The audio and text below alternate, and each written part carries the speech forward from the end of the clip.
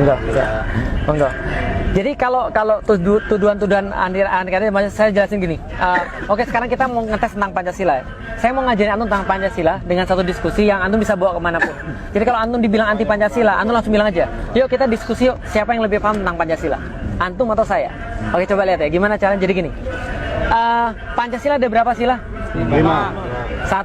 Tuhan Yang Maha Esa. 2. Adil dan beradab. Yang ketiga, Persatuan Indonesia. keempat, Kerakyatan yang dipimpin oleh hikmat kebesaran perwakilan. yang kelima, Keadilan sosial bagi seluruh rakyat Indonesia. yang paling panjang yang mana? 4. Oke, saya nggak bahas yang pendek-pendek, nggak level, yang panjang aja. Coba ya, kerakyatan yang dipimpin oleh hikmat kebijaksanaan. Oke, sampai di situ dulu. Hikmat kebijaksanaan. Sekarang saya mau nanya, hikmat itu bahasa apa? Bahasa Arab. Oke, ada nggak hikmat dalam arti bahasa Indonesia? Ada nggak hikmat dalam arti bahasa Indonesia? Buka KBBI, Kamus Besar Bahasa Indonesia, ketik kata hikmat, Anda akan lihat artinya adalah kebijaksanaan. Berarti arti hikmat adalah apa? Oke, sekarang artiin hikmat sebagai kebijaksanaan, baca ulang. Kerakyatan yang dipimpin oleh hikmatnya diartiin, kerakyatan yang dipimpin. Ngapain ulang 2 kali, saya tanya? Nggak mungkin ulama-ulama yang buat Pancasila itu redundant, ngulang 2 kali. Nggak. Al-Quran itu sangat detail. Dan yang baca terbiasa detail. Orang muslim itu terbiasa detail. Hati-hati ngomong dengan orang muslim, karena orang muslim itu terbiasa detail. Dia akan memperhatikan setiap kata itu benar. Contoh, hikmat kebijaksanaan. Nggak mungkin kebijaksanaan. Kenapa? Pasti ada maksud yang lain. Oke, kita coba lihat. Arti hikmat dalam bahasa Arab. Apa bahasa Arabnya hikmat? Wisdom dalam bahasa Inggris. Sama, kebijaksanaan juga. Berarti ada arti yang lain. Makanya para ulama pinternya adalah naruh passwordnya di kata-kata hikmat. Itu nggak mungkin bisa diartikan kalau orang nggak baca Al-Quran. Oke, coba lihat. Arti kata hikmat. Ada yang hafal surat Al-Jumu'ah ayat pertama? Sabbahalillahi mafis samawati wal ard. Bukan. Al-Malikul Quddus Azizul Hakim. Al-Malikul Quddus Azizul Hakim. Ada kata-kata Hakim. Hakim artinya adalah orang yang memiliki hikmah. Lihat baik-baik ya. Jangan bicara bahasa Indonesia dulu, karena hakim bahasa Indonesia beda. Kalau hakim bahasa Indonesia yang memutuskan perkara. Tapi ini bahasa Arab. Hakim adalah orang yang dikasih oleh Allah hikmah. Coba lihat baik-baik. Hikmah yang dikasih oleh Allah itu banyak orang dikasih hikmah. 1, Luqmanul Hakim dikasih hikmah. Yang kedua, Nabi Sulaiman dikasih hikmah. Makasih Pak. Yang ketiga, Nabi Muhammad dikasih hikmah. Dan hampir semua nabi-nabi yang lain, Yahya, Zakaria dan segala macam, dikasih hikmah oleh Allah. Kalau gitu hikmah itu apa?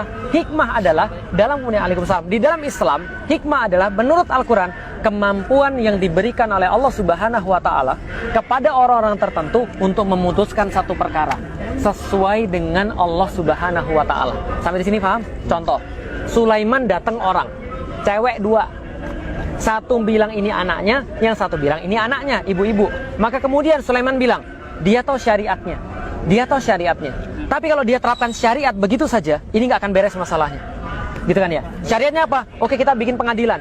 Datangkan bukti, datangkan bayinah dan segala macam. Tapi Sulaiman nggak buat begitu. Apa yang Sulaiman lakukan? Dia punya hikmah. Apa yang dia lakukan? Ya sudah, kalau gitu gini aja. Anak ini kita bagi 2, dibelah jadi 2. Ibu dapat setengah, ibu dapat setengah. Mau pilih mana Bu? Atasnya atau bawahnya? Bawahnya atau atasnya? Atau sebelah kiri atau sebelah kanan? Gimana kira-kira? Ibu mau pilih yang mana? Salah satu ibu bilang, jangan. Saya nggak mau. Jangan. Daripada dibelah anak saya, kasih dia aja yang ngurus. Sulaiman bilang, ini anaknya orang ini. Kenapa? Dia punya rohim. Sampai di sini paham? Berarti hikmah adalah apa tadi? Kemampuan untuk memutuskan satu hukum berdasarkan aturan-aturan Allah dengan cara yang paling bagus. Itu hikmah. Maka hikmah diartikan dalam bahasa Arab, hakim artinya adalah bukan hanya orang yang memiliki kebijaksanaan, tapi penguasa.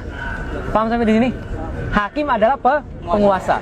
Oke, penguasa yang memutuskan hukum berdasarkan hukum siapa? Allah. Dan menerapkannya dengan sangat baik. Berarti coba artikan sekarang. Kerakyatan yang dipimpin oleh, artiin sesuai dengan saya artiin tadi. Apa artinya?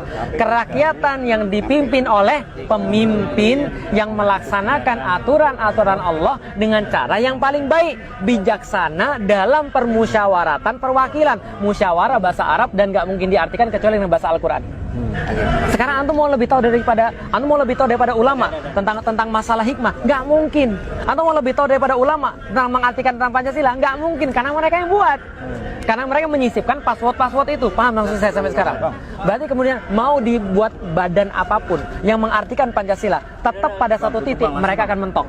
Karena hikmah artinya adalah dalam bahasa Arab, bukan dalam bahasa Indonesia. Sekarang antum coba tanya sama orang-orang yang mengaku paling Pancasila, suruh mereka jelasin tentang hikmah kebijaksanaan. Saya yakin mereka nggak bisa.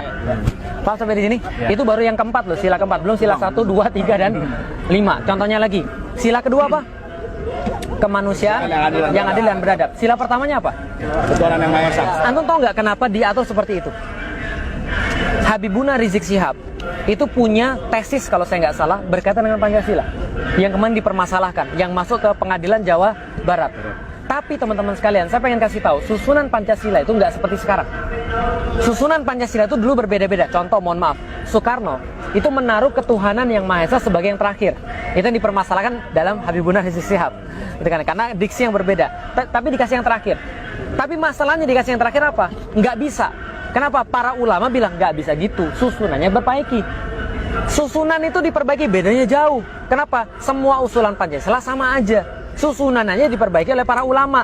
Yang pertama apa? Ketuhanan yang Maha Esa. Karena Pancasila itu kayak bangunan. Anda nggak bisa naik ke lantai kedua kalau Anda nggak bangun lantai pertama. Ada orang yang bisa langsung gantung? Nggak ada. Maka yang pertama kali harus diakui oleh semua manusia adalah pengakuan yang paling hakiki, pengakuan yang paling penting, yang paling dasar. Anda ngakui Tuhan dulu. Karena kalau Anda nggak ngakui Tuhan, Anda nggak mungkin jadi manusia. Paham nggak maksud saya? Beda binatang sama antum apa? Kita punya akal. Punya akal, karena itu bisa ngakui Allah. Karena itu kita punya aturan daripada hanya orang yang mengakui Allah, hanya orang yang mengakui Tuhan yang bisa menjadi manusia yang seutuhnya. Paham sampai di sini? Kalau Anda nggak mengakui Tuhan, Anda nggak mungkin menjadi manusia secara utuh. Contoh, lihat nih, tahu Nabi Adam diciptakan sama siapa? Iblis, tahu? Yang dia diciptakan sama siapa? Allah. Dia jin, iblis itu. Ketika Adam diciptakan, lantas mana Allah bilang semuanya bersujud pada Adam.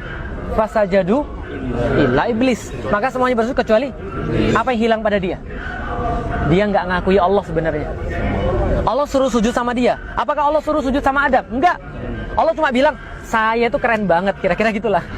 Ciptaan saya ini sempurna, ahsani takwim. Apakah kalian nggak merasa keren dengan semua ini? Sujud sana. Paham gak kira-kira saya? Kayak gini deh misalnya, Anda berhasil gambar sesuatu yang bagus, Anda foto itu kan ya.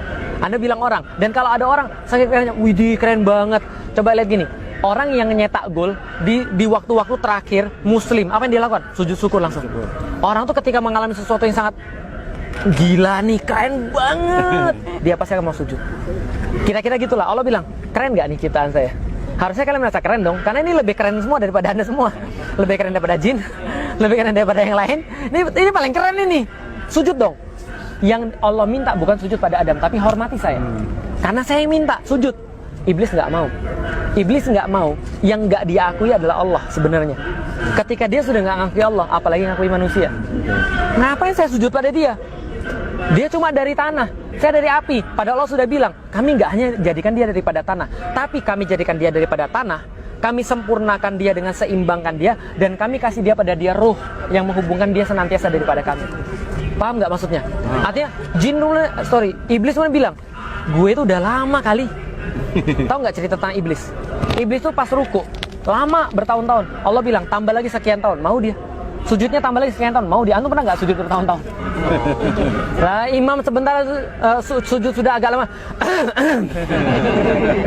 Ya kan ya? Dia sudah suruh sujud bertahun-tahun, mau loh, nggak ada masalah. Tapi ketika manusia datang, dia nggak mengakui Allah, karena dia nggak mengakui manusia. Maka kalau ada orang nggak ngakui Allah, dia nggak mungkin ngakui manusia. Lihat PKI. PKI itu yang nggak diakui siapa? Tuhan. Maka dia ngelihat manusia tuh, manusia dipotong, disembelih, darahnya keluar. Itu sama aja kayak ngeliat ayam dipotong. Karena dia nggak pernah memanusiakan orang. Ingat baik-baik kata-kata saya. Kejahatan itu terjadi ketika antum sudah mulai tidak memanusiakan orang. Nggak usah bicara tentang agama dulu deh. Orang itu bisa jadi jahat kalau dia sudah tidak memanusiakan orang. Makanya cara orang untuk jahat pada orang-orang Muslim di Suriah, di Rohingya adalah dengan tidak menganggap mereka manusia. Mereka tuh sama aja kayak binatang. Kayak monyet mereka itu, hitam. Dan kita ini adalah ras yang terpilih, mereka tuh monyet. Maka mereka bunuh manusia, itu kayak bunuh monyet. Paham nggak kira-kira saya? Perang salib. Betapa teganya mereka menumpahkan 60.000 darah orang di Masjidil Aqsa, di Baitul Maqdis. Kenapa mereka jadi setega itu? Sebelumnya mereka sudah dikasih hoax dulu. Jadi nggak usah ngajarin orang muslim hoax. Mereka yang sering buat hoax sebenarnya. Apa yang kemudian mereka lakukan? Muslim itu tukang makan anak kecil. Anak kecil itu disup. Mereka jadiin kemudian tulang-tulang dari anak kecil dijadiin sebuah kalung misalnya. Apalagi mereka mengencingi salibnya Yesus Kristus. Itu yang mereka buat sehingga mereka benci dengan orang muslim. Sehingga nyembelih orang muslim udah kayak nyembelih ayam, udah kayak nyembelih binatang. Nah, maka kalau ketuhanan yang Maha Esa itu ada, maka baru ada bisa kemanusiaan yang adil dan kalau Anda mempermasalahkan Tuhan, Anda bukan manusia. Karena pengakuan paling hakiki adalah manusia. Kalau kemanusiaan ini tidak adil dan beradab, nggak bakal ada persatuan. Lihat sekarang, gimana ada persatuan? Orang mereka berperpecahan terus. Baru tenang sedikit sudah dibuat. Yang mana yang lebih bagus? Yang berjasa di abad ke-20, Soekarno atau Nabi Muhammad? Gila. Kadang-kadang. Ya ini contoh misalnya. Baru mau kita tenang dikit. Diadu lagi. Nggak ada persatuan. Kenapa? Karena nggak ada orang manusia. Karena orang nggak menghormati agama. Lah kalau nggak ada persatuan, nggak akan ada pemerintahan. Makanya kadang-kadang saya lucu. Mereka yang di atas sana, oke lah silahkan menang, nggak ada masalah. Ya ini urus dengan baik, ini rakyatmu ini seperti apa, umatmu urus dengan baik. Kita nggak ada masalah, urus dengan baik sana, paham nggak Rasul saya? Nah tapi masalah dibuat perpecahan sehingga nggak ada pemerintahan. Terusan nggak usah pakai payung, tenang. Mereka panas, saya juga panas. Nah yang kelima, kalau sudah ada pemerintahan, baru ada keadilan sosial bagi seluruh rakyat. Itu ujung daripada makosid syariah. Jadi kalau mau debat tentang Pancasila, ayo kita layanin ngomong berapa lama. Tapi kenapa mereka senantiasa menuduh? Antum sudah tahu, antum baca Al-Quran. Orang-orang yang benci sama Islam itu cuma punya 3 cara. Saya mau kasih tahu sama antum. Cuma punya 3 cara. Satu, yang paling pertama nuduh. Fir'aun didatengin Musa, nggak punya dalil, nggak punya pembelaan. Apa yang dia bilang? Allah, anak baru kemarin sore. Allah, kemarin kamu tuh makan duit saya, tahu nggak? Kamu tuh dulu di dapur saya kasih makan. Ngejek yang pertama. Kalau ngejek sudah nggak berhasil, nakut-nakutin. Musa, kamu masih punya kasus loh di sini. Hati-hati loh, kamu masih punya kasus loh. Kamu bisa dipenjara loh di sini. Hati-hati loh. Masih nggak berhasil yang kedua, yang ketiga. Yang lain yang ditakut-takutin. Hati-hati sama Musa. Kalau kamu ikutin Musa, kamu nggak punya negara lagi. Kalau kamu ikutin Musa, kita nggak ada lagi Mesir. Sama nggak kayak sekarang? Diejek sudah belum? Dah. Ditakut-takutin sudah belum? Orang yang lain ditakut-takutin sudah belum? Berarti sebentar lagi belah lautan. Ya tinggal tunggu yang itu aja, gitu kan ya. Ya, silakan. Anak ke pos dulu ya. Ahlan Pak Haji, silakan Pak Haji, silakan. Insyaallah. Jazakallah khairan Bang Japar.